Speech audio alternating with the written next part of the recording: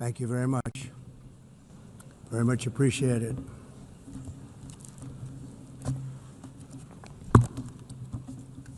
And I don't mind making this speech without a teleprompter, because the teleprompter is not working. I feel very happy to be up here with you nevertheless, and that way you speak more from the heart. I can only say that whoever's operating this teleprompter is in big trouble.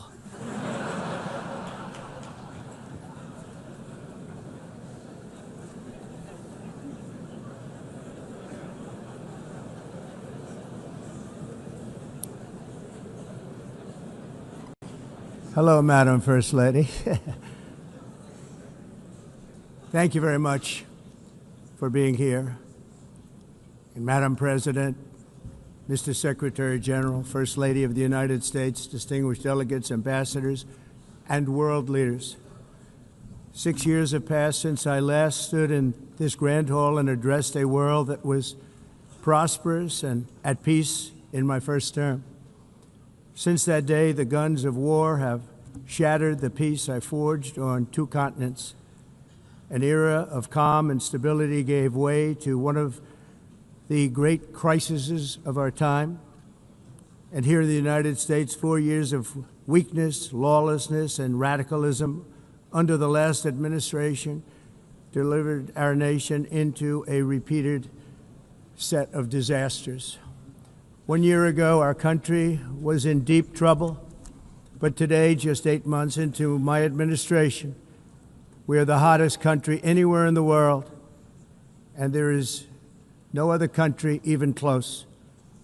America is blessed with the strongest economy, the strongest borders, the strongest military, the strongest friendships, and the strongest spirit of any nation on the face of the earth.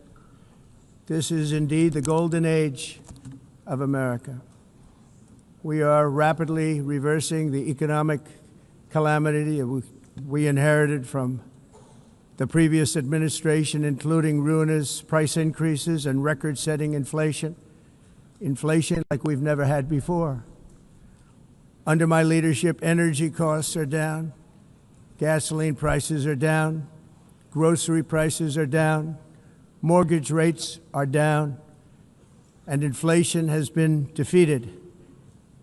The only thing that's up is the stock market, which just hit a record high.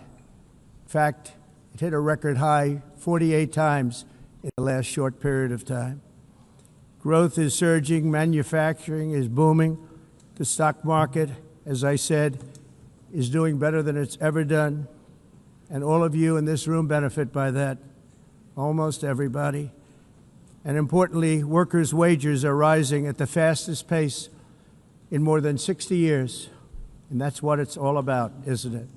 In 4 years of President Biden, we had less than $1 trillion of new investment into the United States. In just 8 months since I took office, we have secured commitments and money already paid for $17 trillion. Think of it, 4 years, less than $1 trillion, 8 months, much more than $17 trillion is being invested in the United States, and it's now pouring in from all parts of the world.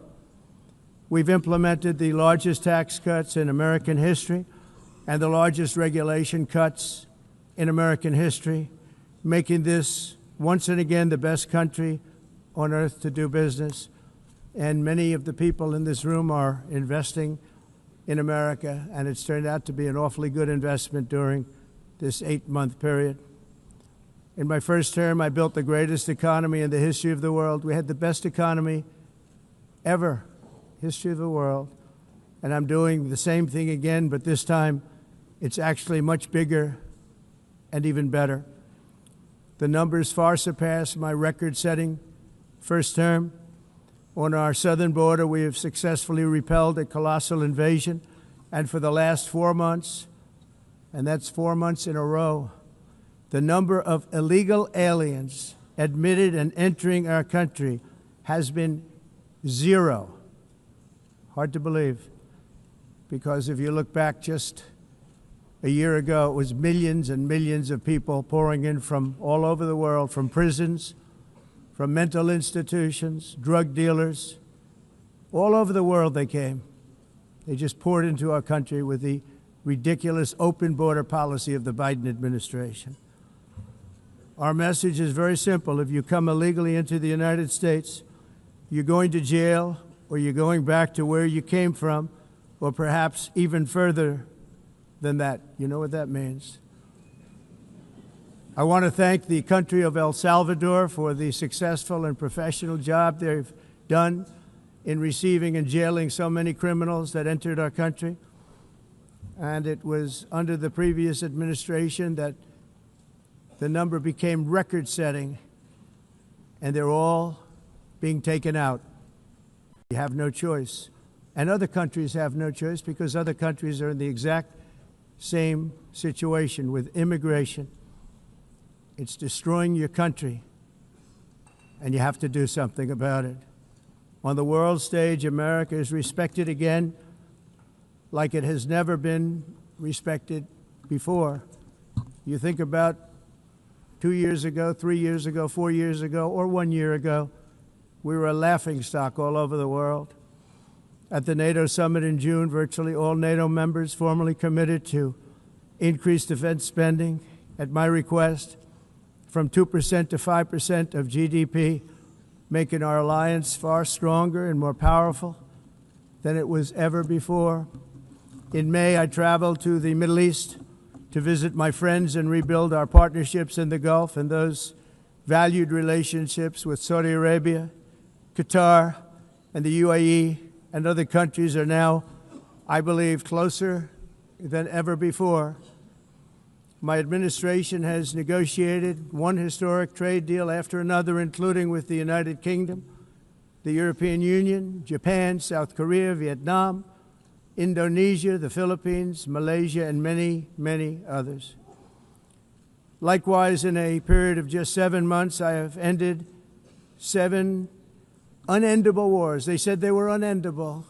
You're never going to get them solved. Some were going for 31 years, 2 of them, 31, think of it, 31 years. One was 36 years. One was 28 years. I ended 7 wars. And in all cases, they were raging with countless thousands of people being killed. This includes Cambodia and Thailand, Kosovo and Serbia, the Congo and Rwanda, a vicious, violent war that was, Pakistan and India, Israel and Iran, Egypt and Ethiopia, and Armenia and Azerbaijan. It included all of them. No president or prime minister, and for that matter, no other country has ever done anything close to that. And I did it in just 7 months. It's never happened before. There's never been anything like that. I'm very honored to have done it. It's too bad that I had to do these things instead of the United Nations doing them. And sadly, in all cases, the United Nations did not even try to help in any of them. I ended 7 wars, dealt with the leaders of each and every one of these countries, and never even received a phone call from the United Nations offering to help in finalizing the deal. All I got from the United Nations was an escalator that on the way up stopped right in the middle. If the First Lady wasn't in great shape, she would have fallen, but she's in great shape. We're both in good shape. We both stood. And then a teleprompter that didn't work. These are the 2 things I got from the United Nations, a bad escalator and a bad teleprompter. Thank you very much. And by the way, it's working now. It just went on. Thank you. I think I should just do it the other way. It's easier. Thank you very much. I didn't think of it at the time because I was too busy working to save millions of lives. That is the saving and stopping of these wars. But later I realized that the United Nations wasn't there for us. They weren't there. I thought of it really after the fact, not during these negotiations, which were not easy. That being the case, what is the purpose of the United Nations? The UN has such tremendous potential. I've always said it. It has such tremendous, tremendous potential, but it's not even coming close to living up to that potential.